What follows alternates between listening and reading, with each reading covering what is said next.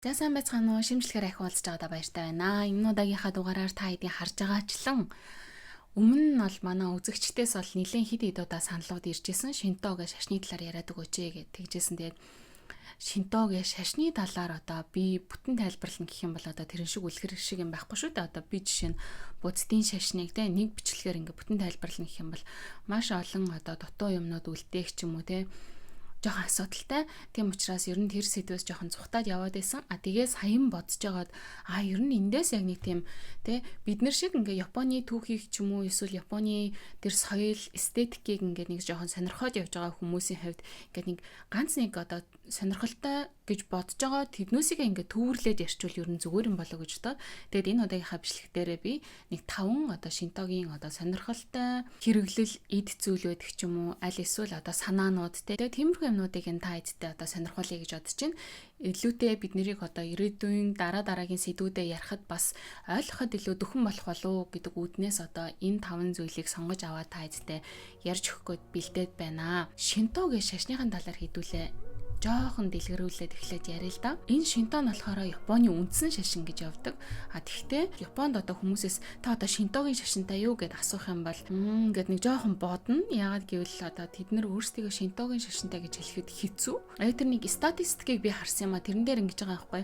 Япон хүмүүсийн 3% нь Шинто шашинд итгэдэг гэж байгаа. Тэгэхдээ 90% нь одоо тодорхой баяр ёслолуудаар тодорхой одоо арга хэмжээнүүдээр ч юм уу те Шинтогийнхоо сүм рүү явдаг, Шинтогийн зан үйлүүдийг үйлцдэг гэж байгаа байхгүй. Тэгэхээр сонирн байгаа юм те 3% нь яг итгэдэг гэж хэлдэг ч гэсэндээ 90% нь л тэр зан үйлүүдийг нь үйлцдэг гэдэг утгаараа тийм Шинто одоо ч гэсэндээ байдаг. Тэгээд энэ Шинтогийн сүм бол одоо Японд маш их байдаг.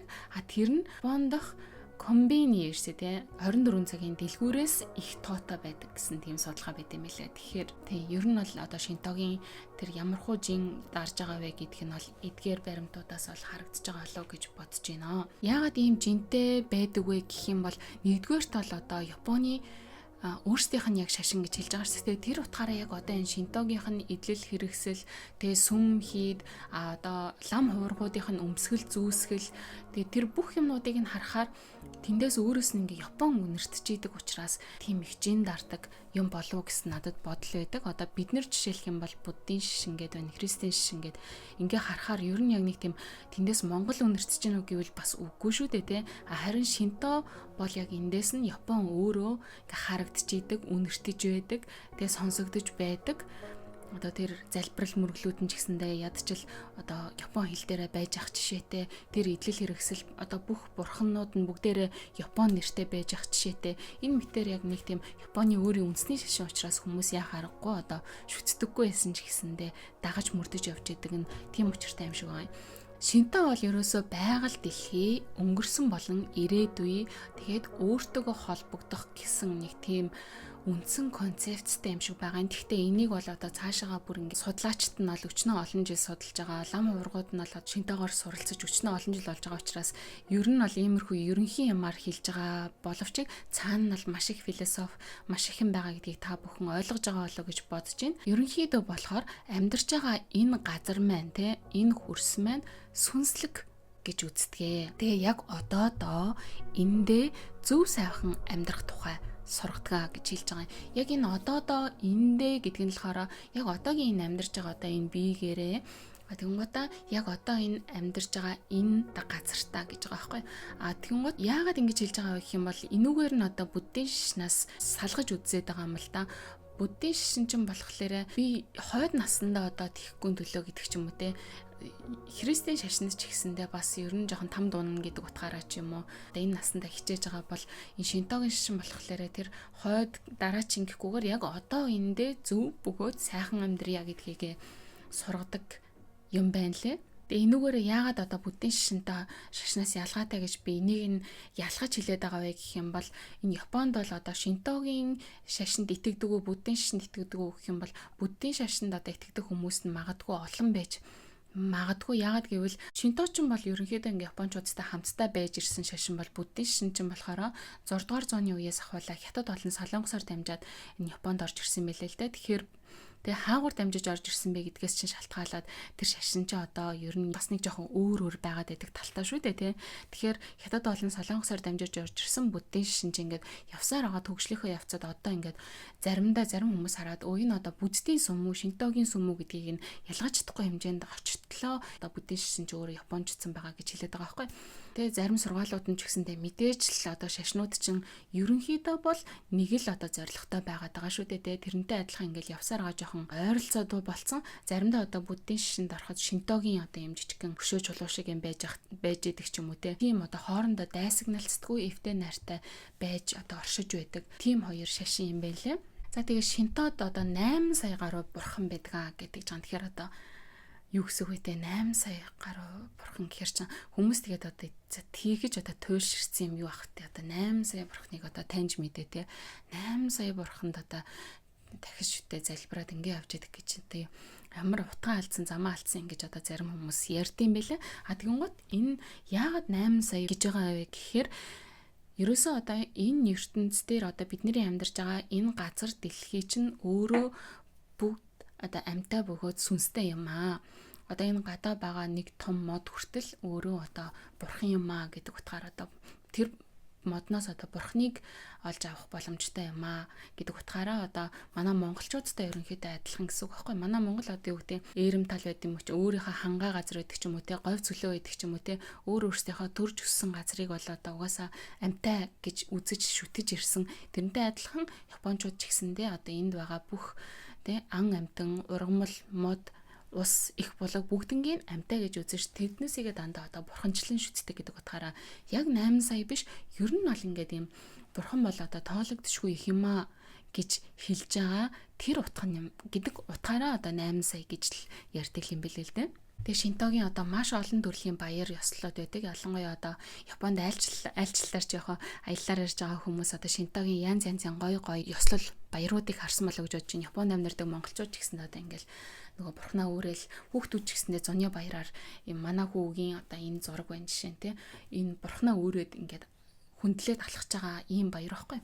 Тэгэхээр эн чинь ингээ янз янзаараа баярууд байгаа. Эднэр чинь бол одоо бурхан бууж ирж байгаа тэр үед бурхнаа цэнгээж байгаа ийм ёсоо. Тэгээд элдв төрлийн маш олон төрлийн бурхан байгаа учраас тэр бурхан болгондоо зориулагдсан өөр янз янзын ёслолууд. Гэхдээ 8 сая гэсэн үг биш л да. Ер нь бол ингээ нэг хідэн төрөл байгаа. Тэгээ маш томууд нь маш том сүмүүдэд болдог учиртай. За тэгээ шинто гэдэг үгийг нь болохоор тайлбарлах юм бол шин гэдэг нь болохоор ер нь бол бурхан буюу одоо энэ ками гин хан байгаа байхгүй. За тэгээд то гэдэг энэ нь болохоор одоо мичи буюу зам. Өөрөөр хэлэх юм бол энэ бурхан төрөх зам гэдэг ч юм уу те. Тиймэрхүү утгатай шинто гэж байгаа. Тэгээд тэр до гэдэг нь болохоор одоо нөгөө даоизмын до явж байгаа байхгүй. Даоизмын до. За ингээд хэдүүлээ ерөнхийдөө жоохон ойлголт авсан болоо гэж бодож байна. Одоо эндээсээ хэдүүлээ одоо онцлох нөгөө 5 зүйл рүү орё гэж бодож байна. Энэ бол айгу гой санагдаж байгаа. За нэгдүгээрх нь бол одоо торигейт гэд байгаа. Энэ торигейтийг угаасаа бүгд харж байсан гэж итгэлтэй байна. Энэ бол одоо нөгөө улаан хаалга байгаа шүү дээ. Ерөнхийдөө бол энд одоо аялал жуулчлалын гол одоо маркетингуудын нэг болсон ойлж одоо зөвхөн улаан өнгөтэй байдаггүй бас янз янзын өөрийнхөө одоо байгалийн чулуун өнгөөрөө байдаг ч юм уу байгалийн модон өнгөөрөө байж байдаг ч юм уу маш олон төрөлтэй байгаад байгаа юм. За тэгээ энэ торигейтийнх нь учир нь юу вэ гэх юм бол торигейт бол одоо шинтогийн сүмүүдийн үүдэн дандаа байж байдаг. За тэр үүд дээр сүм рүү орж ирлээ. Тэр бол одоо тэр бурхны ариун газар руу орж ирж байна гэсэн үг. А тэрнээс цаашаага буцаад гарах юм бол одоо бодит ертөнц рүү гарч ирж байна. Тэгээ ер нь бол одоо энэ шинтод нөгөө ариун хэсэг болон бохор гэх юм за бохор гэх нь цааш юм те ер нь бол одоо энгийн тэр жирийн тэр зүйл гэсэн хоёр юм ангилал байгаад байгаа. Тэгэхээр тэр ариун зүйл рүү ингэж орж ирж байгаа учраас тэр хаалгаар орж ирснээс хойшоо ингээ санаа зовх зүйлгүй өөр ингээ ариутгагдсан ариун газар руу орж ирж байгаа гэдэг тэр хаалганы цаана одоо бүхнээ үлдээж байгаа гэдэг тэр утга. А тэр ч гэсэндээ ер нь орчин үед ингээ хэлдэг шүү дээ бид нэр орой гэрийнхээ хаалгаар орж ирэхдээ ажлаа хаалганы цаана үлдээнэ гэдэг шиг те ариун сүмийн хаалгаар ингээд ариун хаалгаар орж ирлээ ардаа муу муухай бүхнээ үлдээж байгаа. Гэтэ ажлыг бол муу муухай гэж байгаа биш шүү зүгээр те ерөнхийдөө төхүүлэхэд нэг тиймэрхүү. А тэгээ сайн нөгөө өмнө хэлсэн шүү дээ буддийн шишин буддийн сүм болон шинтогийн сүм хоёрыг ч гэсэндээ ялгахдаа энэ торигей дээр нь ялгадаг. Яагаад гэх юм бол буддийн сүмүүдэд бол ийм торигейт байдаггүй. Харин та торигейт ингээ харах юм бол энэ бол шинтогийн сүм юм байна гэж ойлгож болохоор юм бэлээ. За тэгээд та хэд мэдчихэж байгаа бол одоо энэгээр энэ торигейтер бол өстой маш олон аним. За ер нь л одоо баг бүхэл кино, бүхэл анимууд дээр ямар нэгэн байдлаар энэ орсон байдаг. Тэгээ энэ дээр одоо гой гой сценүүд бас байдаг ч гэсэн ингээд хойноос нь ч төрөөд ингээ Google дагаж явж исэн чи яг тэр торигейтер орсны дараа нөгөө сүнсч төрөөд нь тэр хаалгаар орж чадахгүй ингээ хойно ингээд үлдчих ах жишээтэй. Яагаад гэвэл тэр ариун газар руу орох ирэхгүй ингээд тэр нэг бурхны хаалга, бурхны ариун хэсэг гэдэг утгаараа тэрэн дээр ингээ харуулагдчих ах жишээтэй. Тийм харагдаж байгаа байдлын хувьд ч гэсэндээ маш тийм нэг эстетиктэй гоё юм байдаг штэ, нэг маш нарийн хэмжээстэй, тэгээ сентиментал энэ төр нь бол маш нарийн байдаг. За яг эннийх нь одоо үгийн тайлбарлая л да. Торигейт гэдэг нь болохоор тори гэдэг нь шувуу. Тэгээ гейт ч юм бол угаасаа та хэд ойлгомжтой байгаа л гэж чинь хаалга гэж тайлбарлагдчихж байгаа. Энэ үгээр нь дамжуулаад өөрсдөө энэ торигейтийнхаа анхны үүсэл хөгжлийг нь бас тайлбарлалт юм билээ л дээ. Ямар ч тавих юм бол анх бол ингээ зүгээр юм тэгээ шувуу суудаг байсан. Одоо нэг тийм модч гэх юм уу тийм юм байсан. Тэр шувуу нь өөрөө бурхны одоо илч байсан учраас энэ торигейт бол ерөнхийдөө ингээд бурхны элч хурж ир суудаг гэдэг утгаараа яалцчгүй юм ариун газрыг илэрхийлж байгаа гэсэн тийм одоо анхны үүсэл хөгжлийнхэн санаа бас тайлбарлагддаг юм лээ. Нөгөө талаараа өмнөх дугаарууд дээр хэдүүлээ ярьжсэн одоо Японы энэ анхны арлыг үүсгэсэн Аматерасу гэдэг одоо эмхтэй бурхан байгаа. Энэ эмхтэй бурхан чинь нөгөө агуу дотор уйлаад ахта гомдоод ингээд сууж яхад нь гадаа нь нөгөө бурхтад үрж ирж аргадаад өөр өөртөө хийж чаддаг юмнуудаа хийгээд те тэр үед одоо дахиа хүртэл үржрээд онгоч идэг. Тэгээ тэр дахианы зогсож исэн газар нь одоо тэр торигейт энэ төр гэж бас ярьдаг. Тиймэрхүү нарийн одоо түүх домгууд ингээ янз янзаараа байд юм билээ. Тэгээд энэ торигейт ч юм бол одоо маш эртнээс энэ Японд байж ирсэн газар хөдлөлтийн дараа, дайны дараа тий тэр одоо газар орн нь өөрөө яаж ч одоо сэндичигдсэн байсан гэсэн энэ торигейт нь одоо энэ улаан хаалга энэ хаалга нь үлдсэн байдаг. Тэгээ тэрийг нь хараад хүмүүс ингээд улам их ихтгэл үнэмшлэн төрдөг. Яалтчгүй энэ одоо бурхны ариун газар учраас энэ хэсэг ингэж хамгаалагдаж үлдсэн байна гэдэг утгаар нь бас ингэ тайлбарладаг юм байна лээ. За тэгэл одоо энд чинь тэ маш урт юм нэг торигейт байдаг гэдгийг та бүхэн санаж байгаах. За тэгэл энүүгээр чинь одоо ороод явхад одоо бүхэл муухай бүхнээ ингээд ардаа үлдээж байгаа л хэсэг бахна ш. Тэгэхээр нэг хаалгаар ороход одоо бурхны ариун хэсэг рүү орж байгаа л тэр олон хаалгаарч орох юм бол одоо юу болох юм бала тэ. Торигейт дотор одоо яаж явах вэ гэдэг бас дүрм гэхээсээ илүүтэй ер нь бол жоохон хүндэтгэлтэй хандах хэрэгтэй. Торигейтээр орохын өмнө нь бол хүмүүс ингээ мөргөөд яслаад тэгээд ордог юм байлээ. Тэгээд одоо баруун гартлаар явна, зүүн гартлаар явна гэдэг одоо тийм нэг хатуу дүрм бол байхгүй. Тэгтээ яг гол хэсгээр нь бол явхаас жоохон зайлсхийдэг. Яагаад гэвэл тэрүүгээр одоо бурхан явдаг, бурхны одоо зам байгаа гэж үздэг. Тийм учраас одоо тухайн нутаг орныхоо соёлтой холбоод баруунаар явах уу зүүнээр явах уу гэдгээ ингээд ер нь бол тогтоогоо явчих болно. Тухайлбал бол одоо энэ Токиогийн орчимд бол бид нэр зүүн гарын дүрм баримталж явдаг бол Осака интерлөө болоод ирэхээр баруун гарын дүрмээр энтер явдаг гэдэг жисэн. Тэгэхээр тэр тухайн байгаа газрынхаа аль гарын дүрмээр явдаг тэр дүрмээрээ явбал зүгээр юм болов уу гэж би бодож байна. За тэгээд энэ торигейт гэдгээр бас ирээдүйд ч юм уу те юуг илэрхийлж хүмүүс хоорондоо маш их ярилцдаг болсон байх юм бол энэ бол одоо бас одоо бидний шинэ үеийн хэллэгээр бол boundary тогтоож байгаа зүйл юм аа. Энэ бол одоо сайн муу хоёрын boundary. Ер нь одоо юуны ч байсан гэсэн boundary байна. Орчин үед хүмүүс одоо boundary-гийн талаар маш их буруу ойлголттой болсон хэл хязгаар гэж байгаа ч тийм. Дээр үед те бүр эртний Япон хүмүүс бол нэг юм өвхөгддөг юм ханшиг юм хэрэгэлдэг байсан санаж гинөө. Одоо бид нар бас нэг солонгос ресторан энтерт орохоор хажуудлын хүмүүнээс хамгаалах гад биш нэг юм жоохон тусгаарлах гад нэг юм өвхдөг хан хоорондор тавьчихдаг байсан шүү дээ. Тэнгууд хажуудлын хүмүүсийн яриа мэрэ сонсогдвол те. Тэнгууд дээр үед хүмүүс яг нэг тийм гоё зураг мурагтай маш гоё юм ханнуудыг хэрэгэлдэг байсан. Ингээл тэ хоёр талд нь хүмүүс хоорондоо одоо баргалтай нууж болох бүх зүйлсээ хамаагүй ингээл тэр дунд нь нэг юм баундри тавьсан. Тэр хаан байх юм бол хоёр талд ингээм амьдрал нь үргэлжилж болдог байсан байгаа байхгүй юу? Тэр бол тэр хүмүүсийн бие биенийг хүндэтгэж байгаа баундри байсан. Тэр хооронд ерөөсөө нэг ийм бэлэг тэмдгийн зүйл байхад л тэр баундрийг одоо тогтоож байгаа бэлэг тэмдгийн зүйл байхад л хүмүүс тэр баундрийг өөрсдийнхөө толгойн дотроо хийдэг байсан. Одоо бол ингээд хүмүүсийн хоорондтэй ийм цементэн хан байгаад ч энэний цаана одоо өрөөсөө юу байна те. Энэний цаана тийм байна. Энэний цаана ийм байна. Гэ бүр ерөөсөө өөрсдөө толгой тархин дотроо ерөөсөө баундари тавьж чадхаа байсан.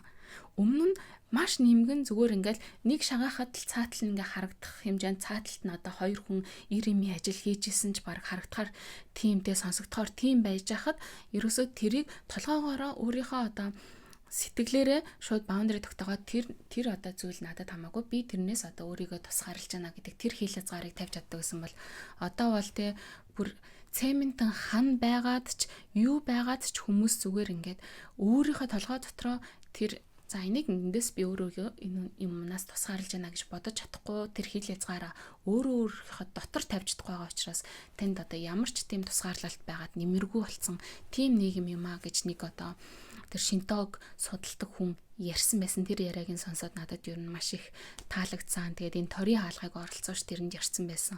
Тэр бол таалагдчихсан.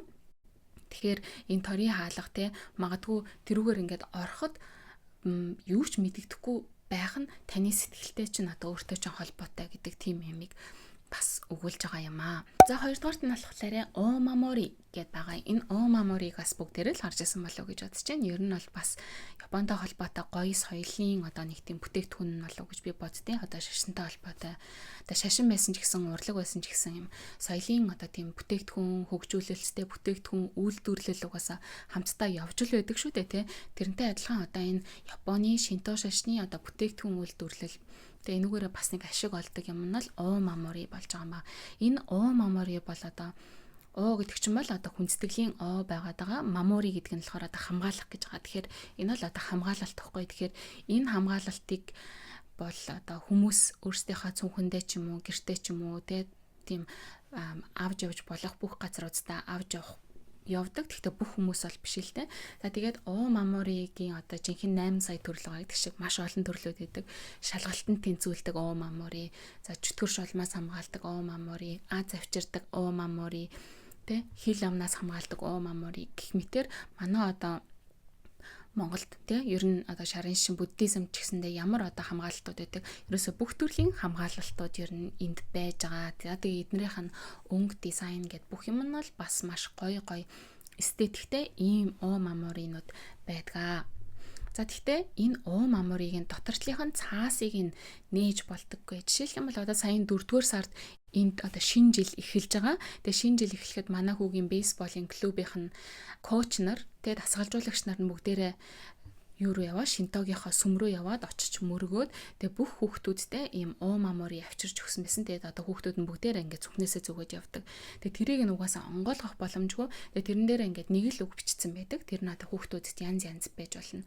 Тэгээ одоо ямар аз тохион тэрнийх нь одоо үгнүүд нь байдаг аахгүй тий аз амжилт эрүүл мэнд гэдэг ч юм уу тий ингээд байдаг. Тэгээд андынх дээр болохоор аз гэдэг үг байдаг. Тэгээ тэрийгээ бүгдээрээ зөвхөндөө зүгөө явж байгаа нь маш гоё тийм бэлэгдэлтэй. За тэгээд энэ Омамориг хэн хийдэг вэ гэх юм бол тухайн сүмийн ажилчид тэрийг хийдэг тусгай одоо урлаачид тий тахилчид тиймэрхүү хүмүүс хийдэг. Яаж хийдэг вэ гэх юм бол гараар ингээд өөртөө оёод дотор нь одоо тэр бурхны шившлэгтэй ч юм уу тий тэр зүйлээ хийгээд тэгээд гадуур ингээ ойж хийдэг байгаа. За тэгээд энэ нь болохоор жил бүр тухайн сүм дизайнаа шинжилээд шинээр ингэж гаргаж хийдэг одоо шин сезон эхлэхдээ шин одоо Омамориг гарч ирдэг. Тэгээд тэрүүгээр нь цуглуулгууд хүмүүс бас их хийдэм билээ. Маш сонирхолтой гэсэн те. Тэр сүмийн те тэдэн оны Омамори гэх мэтэр тэрийг заавал одоо юу гэдэг шүтлэг хэлбэр байдлаар биш юм хобби маягаар цуглуулж байгаа хүмүүс ч гэсэндээ маш их байд юм билээ. Тэгээ тэрийг одоо зардаг те Меркари энтер гээд хуучин юм зардаг дэлгүүрүүд төр хоорондоо бас ингэж зарж солилцдаг тийм юмнууд бас байдаг. Маш алдартай юм Омаморинууд хийдэг газрууд ч гэсэндээ байдаг. Тэр нь одоо жоохон үнэтэй байх нь ч гэсэндээ илбэг. Яагаад одоо үнэтэй байдаг вэ гэх юм бол Омамори өөрөө нөгөө талаараа одоо соёлын одоо бүтээлч үйлдвэрлэл гэж хэлж байгаа шүү дээ. Соёлын үйлдвэрлэл болоод нэг талаараа тэр сүмд өөрсдөд нь орлого болж очиж тэр сүмийг цаашид удаан тогтноход нь хэрэг болж байгаа зүйл учраас хүмүүс одоо өглөг барьц өргөхийн оронд тэндээс гаргаж байгаа тэр Омамори байдаг ч юм уу те янз янзын бүтээгдэхүүнүүдийг нь үнээр худалдаж авснараа тэр нь өөрөө өглөг барьц болж идэг. Тийм учиртай юм байна лээ.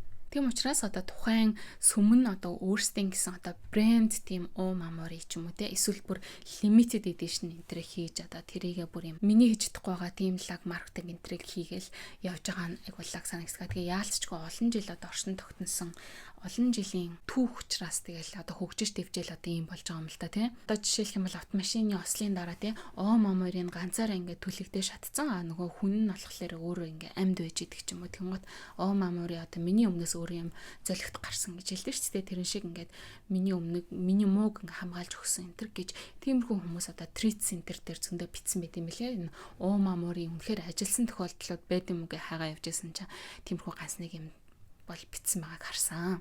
Гэхдээ одоо ерөнхийдөө бол энэ маморинуудыг одоо тухайн жилээ даадаг гэж үздэг учраас тухайн жил дуусны дараа буцаагаад одоо тухайн сүмд нь аваачиж тушааж буцааж өгөх маягаар байхгүй болгож болдгоо. Тэрнээс шууд ингээ хог руу хаячих юм бол бас хүнсэтгэлгүй зүйл болно гэж үздэг юм билээ. Тэгээд дараагийн одоо шинэ limited edition-ыг худалдаж авах юм бол үргэлжлүүлээд тэндээсээ худалдаад авчна гэсэн үг шүү дээ. Тэгээ яагаад одоо сүмд иймэрхүү хөрөнгө оруулалтууд хэрэг болдог вэ гэх юм бол мэдээж тухайн сүм ч өөр үйл ажиллагаагаа явуулахын тулд сайн хэлсэнчлэн мөнгө хэрэгтэй болно. Тэгтэл нөгөө хурж ирээд манай Монголд ингээд 1600 төгрөг нэг юм сав руу хийж идэв ш гаднаас нь харагддаг сав руу. Тэгээ тэрийг нь одоо өргөл барьц гэж үзээд тухайн гандан хийдээ цаашаад үйл ажиллагаагаа явуулахад нь бас аваад ашигладаг. Тэрнтэй адилхан тийм мөнгөний өргөл барьц байдгүй гэвэл бас байдаг.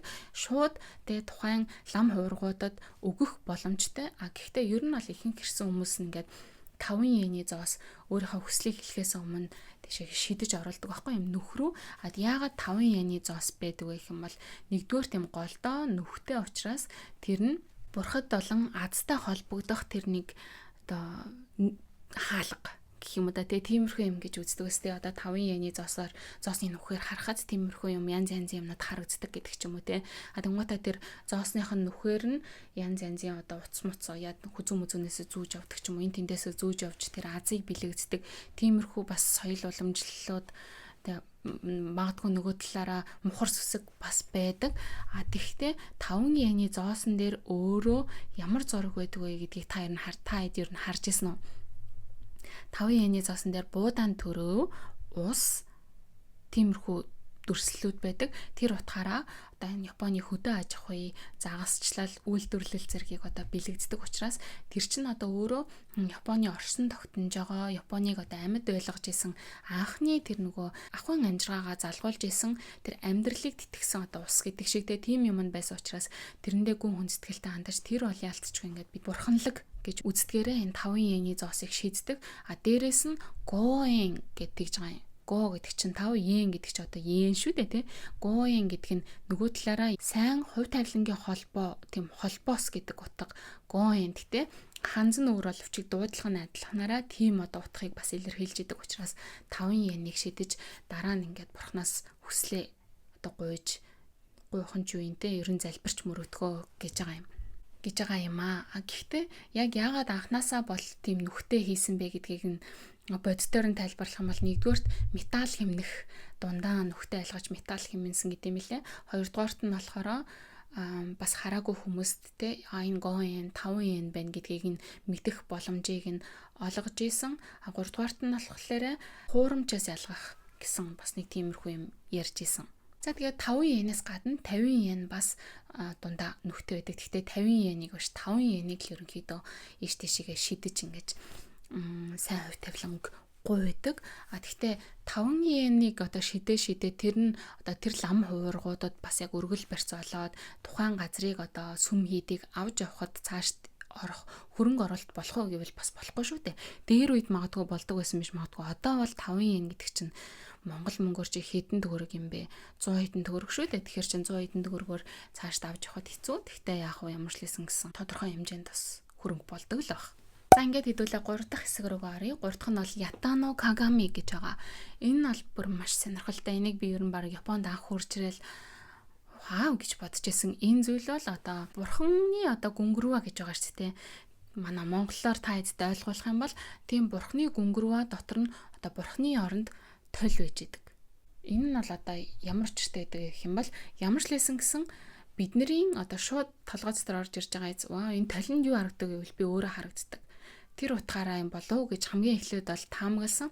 Гэхдээ хамгийн эхлээд хэдүүлээ яг тэр үнэн тайлбарыг нь ярих гэж бодож байна. Дараа нь өөрсдийнхээ тэр гоё таамаг мэдрэгдэж байгаа зүйлээ яриул зүгээр болоо гэж бодож байна. Энэ бол толиор ариун зүйл бурхтын оршихуй үнэн цэвэр сэтгэлийг бэлэгддэм байна.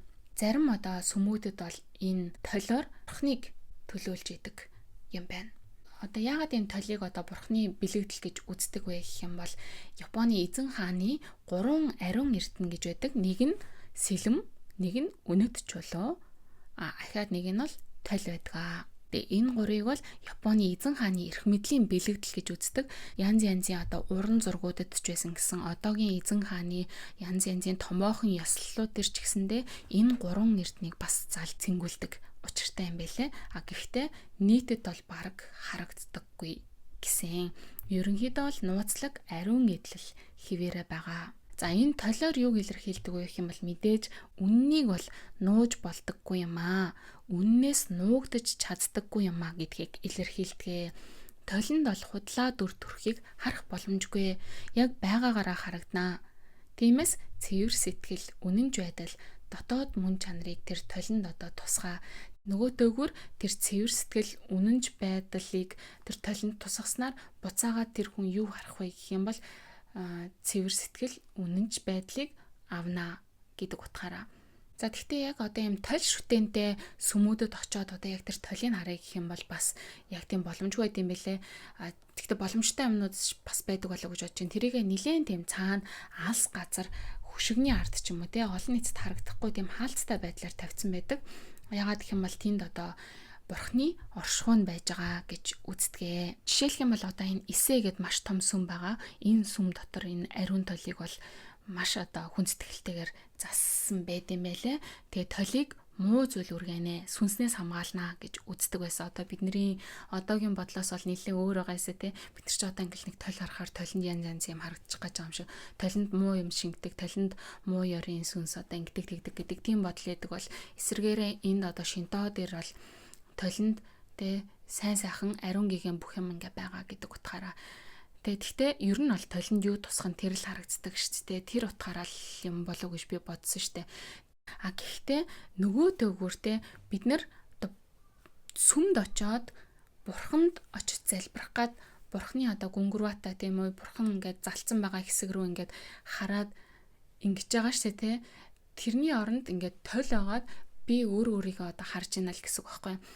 Бурханаас гуйх штэ өөрөөсөө гуй гэдэг тэр бурханаас хүсэж байгаа хүслийг биелүүлэх тэр юм чинь надад өөрт мань байгаа, өөр дотор мань байгаа юм аа гэдэг тэр ямыг сэрэх гэж энэ толиг бас бурхны нэгэн дүр юм аа гэж оруулж ирдэг байх магадлалтай гэж тайлбарладаг юм байлээ. Японд ирснээс хойш би бол яг юм жижигхэн сүм дугнуудад очихдоо ганц 2 удаа яг тэр бурхны хэсэгтээ тэр тийм толин бурхан гэх юм тийм ямиг залсан байхыг бол харж ийсэн.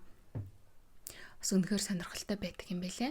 Та хэд маань ч гэсэнд Японд хурж ирээд хэрвээ шинтогийн сүмд орох юм бол бас бурхны тэр зүг рүү ингээд нэг ажиглаад үзээрэй. Сонирхолтой хэрвээ магадгүй тэнд нь толин бурхан байх юм бол танд өөр нэгэн тийм сэдлийг төрүүлэх болов гэж бодож байна. Би бол шинтогийн шашныг бол шүтэл вау гэж байгаа юм байхгүй. Гэхдээ яг нэг тийм соёлын хувьд гэх юм үнэхээр гоё юм аа. Яалтчгүй энэ бол гоё юм аа гэж бодож хүндэлж байгаа гэж хэлж болно. Тэгээ энийг юу гэж тайлбарсан бэ гэх юм бол бурхныг хайж сүмд очдог. Гэхдээ сүм танд буцаагаад өөрийн чинь дүрийг харуулдаг гэж хэлж байгаа юм аа. Энэ бол бас гоё байсан.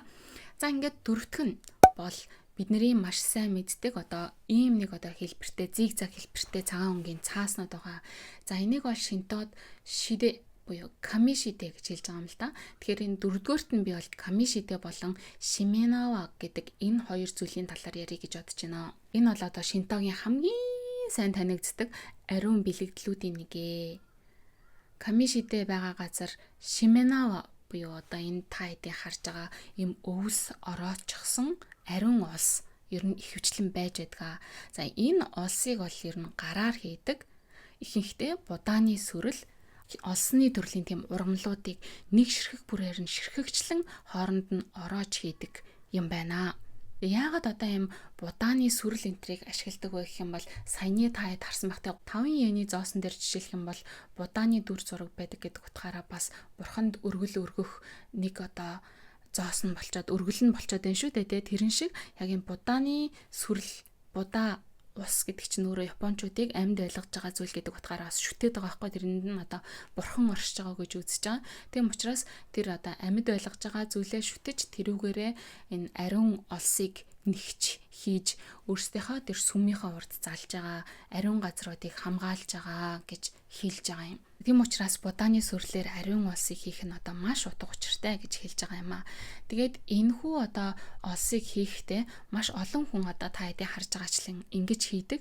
Ингэж олон хүн хийх тусмаа маш их одоо сүнс энерги шингэдэг гэж үздэг юм байна. Тэгээ сүрлийг нь норгоод зөөлрүүлээд тэгээд хооронд нь ингээд мушгаад тэгээ маш хүчтэй ингээд мушгиж сүлждэг учраас юм маш бат бих одоо энэ харж байгаа хэсэгтэй бүр үнэхээр хүчтэй харагдаж байгаа хэсэг тий. Тэгээд ингэж хийснээр дараа зарим энэ олснууд нь бол хэдэн зуун килограмм жинтэй болдог юм байна лээ. Тэгээд яг ийм олсыг одоо жил болгон хийдэг. Жил болгон хийхдээ одоо жил болгон хийхгүй бол угаасаа эн чинь бороонд нороол хатаал эн чинь муудан шүү дээ. Ингээд нэг амьд юмар хийж байгаа гэдэг утгаараа одоо хиймэл ямар нэг юмар хийгээгүй амьд юмар хийж байгаа гэдэг утгаараа амархан муудаж янз бүр болно. Тэгээ тэрийгэ жил болгон хийж тэгээ тэрийгэ өлгөхдөө том ёслолууд хийж том баяр болж одоо бурхнаа баярлуулж ингэж хийдэм байлээ. Хэрвээ та хэд мэдх юм бол одоо зөвхөн сүм дугнуудад ч гэлтгүү те айлууд ч гэсэндээ цагаан сар магасараараа энэ шимэн авааг аваад өлгцэн хаалган дээр өлгцэн байдгийг та хэд юу мэдж байгаа л гэж бодож байна. Эн чинь одоо ингээд ерөнхийдөө нэг жижиг сүмийг өөрийнхөө гэртээ одоо авчирч байгаа. Тэ энэ ариун олсоор тэ өнгөрсөн жилийн муу мухаг ингээ цаана үлдээгээд тэгээд одоо энэ гэрээс татгшбайгаа бол одоо сайн сайхан бүхэн орно. Энэ гэр дотор сайн сайхан байгаа. За энэ гэрээс гараад бид нар ахаад одоо шинэ хүн болж байгаа юм шигээр ингээ ариун сайхнаар ахиж одоо энэ жилийг эхлэнэ гэдэг тэр утга бэлэгдэл нь явж идэм байна гэж ойлгож байна. Тэгтээ энэ Шименавагийн одоо нэг инээдтэй анхны үүсэл гарвалыг тэгтээ бараг л ийм болов гэж би бас адилхан бодож байна. Үүсэл гарвал нь юу вэ гэх юм бол одоо хүмүүс явж байгаа зтэй ингээд ой дотор явж байгаад нэг тийм бурханлаг зүйлийг ч юм уу те нэг тийм сүнслэг зүйлийг мэдрээд эн чинь ийм одоо бурханлаг зүйл мэдрэгддэг ийм сүнслэг энергитэй газар юм байна. Энд одоо бурхан яалтчгүй эрдэм байна, зочилтын байна, айлчилтын байна. Энэ бол одоо тийм Бурхны ирдэг ариун газар юм байна. За тэгвэл би дараа нь энд хурж ирж одоо бурхантай холбогдох, бурхнаас хүслээ гуйх ч юм уу те. Тийм боломжтой юм байна. Тэгвэл энэ газрыг тэмдэглэж үлдээе. Дараа нь олоход амраа гэд тэгж байгаа. Тэгэнгუутаа за тэгвэл юугаар энэ тэмдэглэх үү? Надад юу вэ гэд ингээ үдсэн чи одоо ингээл өөрийнх нь биед нэг тийм олс ч юм уу те, бүс ч юм уу те тэр одоо юмнуудыг сүлжиж хийсэн тэр зүйл нь байсан. Тэрүүгээрээ ингээд тухайн одоо модыг ингээд ороож үлдээгээд за тэрнээс хойшоогоо тэр одоо модондоо очиж мөргөл үлддэг ч юм уу те залбирдаг ч юм уу. За тэгж анхны тэр Шиманаванууд үүссэн гэж үздэм билээ. Тэгэхээр тий надад бол бас л тийм боломжтой бодит түүх юм шиг санагдчихж байгаа. За энэ Шиманавануудад юу өлгөөтэй байдаг вэ гэх юм бол саяын 4-р хэсгийг ярихтаа эхлүүлсэн одоо зигзаг цааснууд байгаа цагаан өнгөтэй цааснууд тий ингээ харахаар энэ Шинтогийн шашны эдлэл хэрэгслүүд маш энгийн тийм нэг амьдралтай ойрхон юмнууд байгаад байгаа биз. Тийм хонх мох гэд бас байдаг л та. Гэхдээ ерөнхийдөө нэг тийм байгаллаг, энгийн, сентиментал одоо тийм хим хэмжээ, тэгш хэмтэй гэх юм уу да тийм юмнууд байгаад байгаа юм шиг надад санагддаг. За тэгээд энэ камишидэг нөгөө ариун олсноосоо бас дүүжилсэн байдаг. За энэ камишите гэдэг нь юу вэ гэх юм бол бас л ариун газрыг илэрхийлж байгаа. Энд бол одоо бурхан оршиж байгаа юм аа гэдгийг илэрхийлж байгаа. Яагаад ийм зигзаг хэлбэртэй байдаг гэх юм бол аянга тэнгэрийн хүч, байгалийн энергийг илэрхийлж байгаа. Тэр бэлэгдэл нь юм аа гэж байгаа юм. Тэгэхээр энэ зигзаг хэлбэртэй камишитeg таад өмнө нь сумо дээрээс бас харж исэн болоо гэж бодож байна. Энийний өмнө ярьсан тэр ариун улсыг ч гэсэндээ сумоогоос харж исэн гэдэгт итгэлтэй. Камишитeg таад Якозанагийн өмсгөл дээрээс харж исэн байх те. Якозанагийн өмсгөл дээр байдаг тэр одоо ариун олсыг сумонор өөрсдөө бас хийдэг. Яагаад сумонорт тэгээд ийм бурхныхаа одоо холбогдолтой ямыг зүйлэгдэм бэ гэх юм бол яг Якозана гэдэг чинь одоо сумонорын те жоохон хүүхдүүд тэрөө үзэж байгаа бол те магадгүй сумоныг үздэггүй жоохон хүүхдүүд үзэж байгаа бол би ингээнээр тайлбарлаж байгаа шүү. Мэддэг хүмүүс нь л угаасаа мэдж байгаа. Якозана ч одоо хамгийн дээд зинданых нь одоо бүх болчиход байгаа шүү дээ. Дээд зинданых нь хамгийн өндөр рангтай бүх нь байгаа. Тэгэхээр тэр хүнийг бол одоо бурханд хамгийн одоо ойрхон байгаа хүн гэдэг утгаараа тий. Одоо зүгээр нэг төлөөлөгч биш, одоо бурхны төлөөлөгч, ариун тийм төлөөлөгч ин үүрэгтэй болчдөг баггүй. Тэгээд ямар үедээ одоо тэр ариун ос тий шидээг зүүдэг вэ гэх юм бол том ёслолуудын үеэр зүүдэг ч тэр дохио буюу одоо сумогийн дивжээ байгаа. Тэр сумогийн дивжээн дээр том ёслолууд хийхдээ зүүдэг. Тэр ёслолууд нь өөрсдөө ч гэсэндээ адилхан шинтогийн том одоо ёслол байгаад байгаа шүү дээ. Хөлөө ингээд өндөрт өргөж жагаад тав гэж тавьж байгаа тий. Тэгэнгუთ ингээл гараа ингэж алгаан таршиж байгаа байдал, давс цацж байгаа бүгдээрээ одоо тэр давс ч гэсэндээ адилхан шинтоод муу мухайг зайлуулах гэх мэтэр янз янзын утгатай байгаа. Тэгэхээр сумо бүхийн одоо энэ ёслолуудыг ч гэсэндээ зүгээр нэг одоо спорт биш. Энэ бол одоо Японы шинто шашны ёслол юм аа. Тэгээ илүү одоо тийм шашинлаг бас зам үйл юм а гэдэг утгаар нь бас тайлбарладаг нь сонирхолтой санагддаг. Одоо сумогийн дивжээг засна гэдэг чинь бас маш том одоо тийм нэг спиритуал тийм сүнслэг тэгээ цаанаа маш их одоо ёс жаягтай тийм юм явж байгаа шүү дээ. Тэр чинь бас л нэг тийм шашны ёс жаягтай юмнууд маш их бэлэгдэлтэй юмнууд байгаа. Тэр одоо дивжэн доор нь янз янзын бас шашны холбогдолтой юмнууд хийж иж тэр одоо дивжээг ам оруулж засдаг гэж байгаа байхгүй юу. Тэгэхээр тэр дивжээ дохион дээр гарахтаа давс цацж байгаа нь муу муухай бүх юмыг хөөж байгаа гэж үздэг. За мөн дээрээс нь сонирхолтой юм сонсч ийсэн. Одоо барилдаан эхлэхийн өмнө гадаа одоо бөмбөр дэлцдэг. Тэрийг би өмнө нөгөө нэг та хэдэд очиж сонирхуулж исэн сумогийн зодог тайлах ёслол дээр ийм одоо хөгжим тоглоод ийм бөмбөр цогснороо муу мухайг зайлуулад дээрэс нь одоо сумогийн барилдаан эхлэх гэж шүү гэдэг дохио болдог гэд үзүүлж исэн. Хэрвээ санахгүй байгаа бол одоо энд би та харуулъя.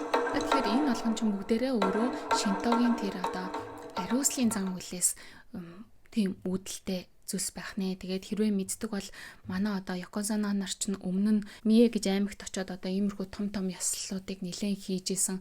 Одоо газар хөдлөлтийн дараа ч юм уу те очиж том ёслол хийдэг. Эн чинь бол одоо бурхантай холбогдож одоо ард түмнээ даатгадаг, сайн сайхныг хүсэж ийм том ёслолууд хийдэг гэдгийг бас мэдж байгаа болов гэж бодож байна. Тэгэхээр одоо сумо бүх бол яалтчгүй энэ шашинтайгаа холбоотой зүйл мөн болж таарж байна. За энэний дараа бол шинто шашинд хэрэглэгддэг сонирхолтой өөр эд зүйлсүүдийг одоо жижигхээр нь 5 дугаарт нь та хэд ингээд таслаад ярьж өгье гэж бодож байна. Энэний нэг нь бол эма.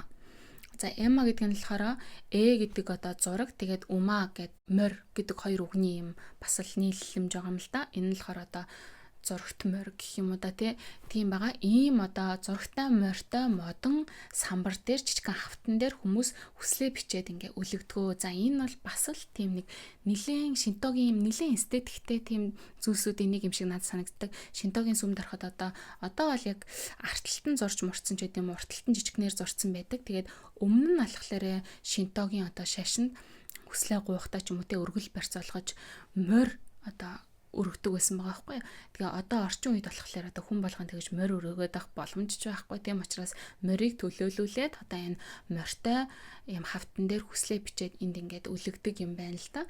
Тэгээд энийг нь харах юм бол бас л тэр сүмийн үнэхээр гоё эстетик болж чадж байгаа шүү дээ. Гэхдээ би одоо хүмүүсийн юм итгэл үнэмшлийг тийм дандаа гоё бай харагдчихээн. Харагдах талаас нь ингэж байгаа даа жоохон харамсалтай. Гэхдээ яг одоо тий зүгээр одоо соёлыг сонирхож байгаа хүний хувьд бол ингээ харахад бол яалтчгүй энэ сүмийн өөрийнх нь тэр эстетикийн нэг гоё юм нь алцсан явж байгаа байхгүй тий. Дээрээс нь одоо сүм дотроос ингээд сэгсэрж жагаад нэгийг суулж аваад тэрэн дээр гарсан тооныхын дагуу энэ жижигхэн авдарнуудаас нэгийг онгоолгоод дотроос нь одоо тухайн жил надад одоо ямар жил болох нь вэ гэдгийг хардаг юм Азийн гэх юм одоо тий тухайн жилийн төөргийг одоо зурхайчилсан тийм юмыг одоо өөрийн гараар сонгож авдаг. Тэгээд энийг нь хараад за маш их өндөр азтай байх нь уу эсвэл маш азтай байх нь уу аль эсвэл дундаж азтай байх нь эсвэл жоохон аз муутай байх нь энэ төр гээд янз юмнууд бичсэн байдаг. Тэрийг ингээ уншаад хэрвээ сайн одоо аз танд таарсан байх юм бол та тэрийг гэртээ авч аваад одоо бүтэн жил бас ингээ хадгалах нь. Хэрвээ танд муу аз тохирсон байх юм бол тэрийг одоо тэр сүмдээ ингээд уйдаг газар байгаа. Тэндээ уйж үлдээгээд тэгээ ингээд за энэ муу мухаг танд ингээд үлдээлээ. Та одоо энэ миний надад одоо ирээдүйд ингээд болох гэж байгаа муу мухаг ингээд авч намайг ингээд хамгаалаараа гэдэг утгаараа тэндээ үлдээгээд муу мухагаа тий ирээдүйд болох гэж байгаа муу мухагаа тэнд үлдээж даатгаад ингээд явж байгаа гэдэг утгатай тийм бас зан үйл байдаг. Тэгээ тэрийг нь одоо уйж байгаа хэсэг нь ч гэсэндээ өөрөө маш тийм эстетиктэй гоё харагддаг тий. За дээрэс нь одоо тухайн сүмүүд дээр очиод тусгай уран бичлэгтэй тийм тамга стамп даардаг. Энэ стампны соёл одоо тамганы соёл бол энд чинь одоо хүртэл явж байгаа нэг тийм хуучных нь гоё юмны болоо гэж би боддөө шүү дээ. Одоо хүн болгон өөрсдийн гэсэн нэртэй тамга эзэмшдэг. Гарын үсэг зурхын хажуугаар өөрийнхөө тамгыг дарж одоо тэр гарын үсгээ одоо манайч тоон гарын үсэг гэдэг шиг энд чинь одоо тоон байтугай тий. Ингэж дардаг тамга нь одоо хүртэл хിവэрэ байж байгаа шүү дээ. Би бол одоо жишээ нь тэр тамгыг өдөр тутамдаа ашигладаг нь юу гэх юм бол хүүхдийнхаа одоо багштай нь холбоо харилцаа бичдэг тэр дэвтэр дээр нь за би таны бичснийг уншлаа ингээд тэ өөрийнхөө тамгыг дараад тэгээ хэрвээ би багшд нь хэлэх үг байх юм бол тэрэн дээр ингээ гараараа бичээд дахиад өөрийнхөө тамгыг дараад ингээ явуулдаг ч юм уу тэ ингээ тамга ашигладаг тэрэн шиг энэ сүмийн өөрийнх нь одоо тэр нэрийн тамга гэж байгаа тэр тамгыг нь одоо хүмүүс өөрийнхөө ингээ цаасан дээр дарж авдаг ч юу эсвэл тэр тамгатаа цаасыг нь авдаг ч юу те эсвэл одоо янз янзын авдаг ч юу те тэгэж одоо сүмүүдийн тамгыг цуглуулдаг бас тийм хоббитой хүмүүс байдаг те ингээд тэргээ бүх маш олон сүмийн тамгыг ингээ цуглуулсан тэр одоо тамгатай ном шиг болгосон юм а хүртэл ингээ зардаг тийм юмнууд бас энд байдаг. Зөвхөн сүмүүдэд гэлтгүү те энтхийн галтрагны өртөөнүүд дээр одоо тийм тамганууд байж ах жишээтэй янз янзын музейнүүдэд тийм тамганууд байгаа гэл ингээд тийм тамга цуглуулдаг хоббитой хүмүүс бол бүр маш их байд юм лээ. Тэр тамганы тэр цуглуулгын юу бол бас маш гоё санагддаг. Тэгээ би хэрвээ санаж байгаа бол би сүүлд нөгөө нэг Кабуки театрт очиод Кабуки театрын музей үзэж явж байгаа тэнд нь ингээд 4-5 тамга байгаа байхгүй юу. Тэгээ тэр нэг 4-5 тамгыг эхнээс нь авахлал олоод дараал ингээд аваад явж байгаа тэр одоо experience гэх юм тэр туршлага ч гэсэндээ ингээд сонирхолтой зүгээр нэг музей үзээ явчихвас бас нэг юм хажуугаар нэг тийм эрдэнэ сайгаад байгаа юм шиг өрстэй тэгэж бас хүмүүсийг илүү сонирхолтой болгож өгдөг. За тэгээд иймэрхүү байна. Хэдүүлээ дараагийнхаа бичлэгээрээ эргэн уулзтлаа. Түр баяртай.